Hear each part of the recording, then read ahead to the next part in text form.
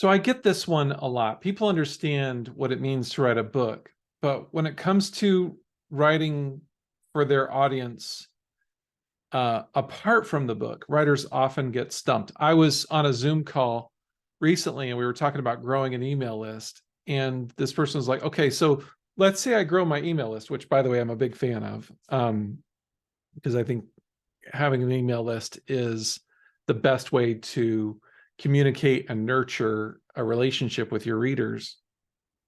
And this writer was saying, okay, I'm growing my email list, then what do I do? Like, I'm writing the book, what else am I supposed to do? And so writers can get stuck here. So I wrote this blog post about it, and I wanted to share it with you and talk through it a bit and give you some extra pointers along the way. So the blog post I have in mind is this one: why geeking out is the key to growing your audience, the most effective, enjoyable way to build your platform. And I come at it at a slightly different angle than I did in the email you just read in this blog post. I talk about how often attracting an audience feels difficult because we misunderstand its purpose. We think it's about sending an email or writing a blog post every week. You know, there's this idea of like, well, I've got to be constantly sending content to them, coming up with something brilliant to say on a consistent basis, sharing about our writing journey regularly. And as I say here, these are all things we may end up doing, but if our focus is on those things, we're more likely to burn out and give up. And then I go into this section about what Tim Grahl said. Tim Grahl is the author of Your First 1,000 Copies. And I say, you know, he said something smart that has always stayed with me. He said, quote, building a platform is about gathering a community of people who like to geek out about the same things you like to geek out about. And as I say, that's a smart thing to say for a couple of reasons. First, it's true. If your goal is merely to write a blog post or record a podcast or shoot a video every week, not only will you be more likely to burn out, you're also more likely to attract readers who will not be interested in your book. So that's true. And as I say here, building an audience is hard. Imagine spending a lot of time and energy to attract a large group of people who are not interested in your book. Like that seems like a really dumb thing to do. But if you build an audience of people who are interested in the same things that interest you, now you're on to something. If you build an audience of folks who care about the same stories and messages you like to share in your writing, now you have an audience who will run, not walk, to buy your books. Here's the other reason what Tim said was smart. If you approach building an audience as gathering a community of people who are fascinated by the same things that fascinate you, building an audience just became a whole lot more fun. So when it comes to building an audience, think less in terms of sending something out regularly and more about starting fun conversations regularly. That's how I would think about it.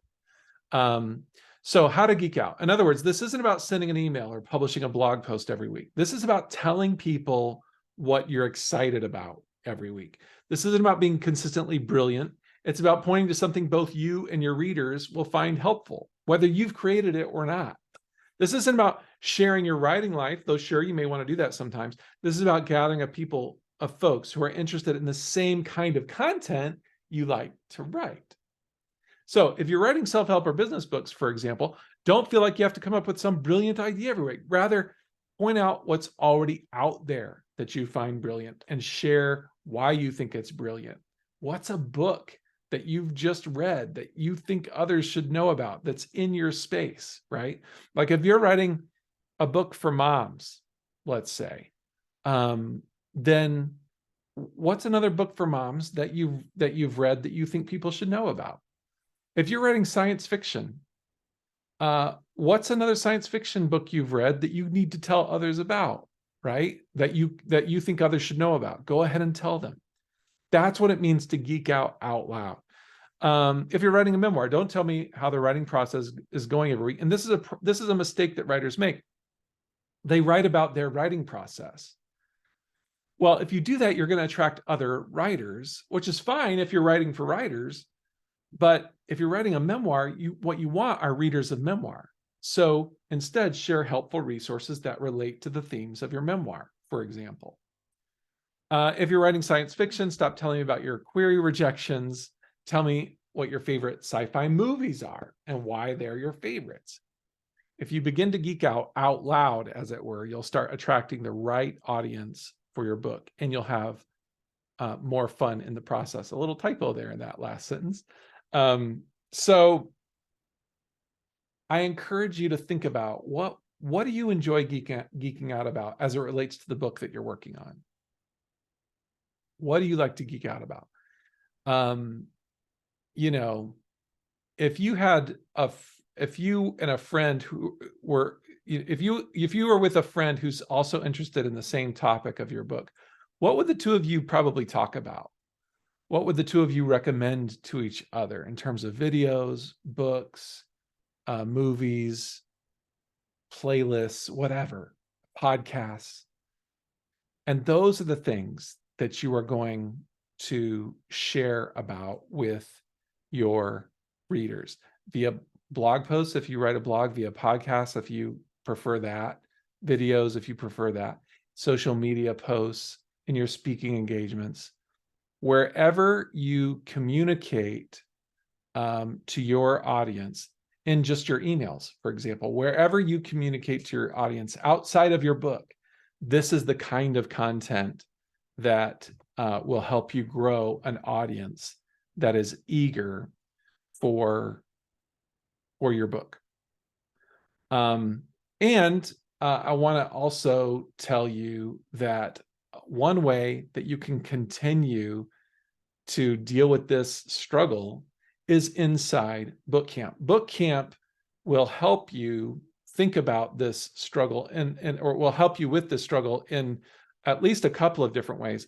One, like when it comes to a struggle like this, you know, I know what it means to write a book, but what do I write otherwise for my readers? When it comes to that kind of struggle, it's really helpful to be in a community of people where you can ask that kind of question out loud and get feedback. That's what you get inside book camp, especially the book camp Facebook group. People are always asking questions, the Facebook group, and getting responses. I just saw that this morning. A book camper asked a question and got a bunch of responses from readers, or from fellow writers inside the book camp community.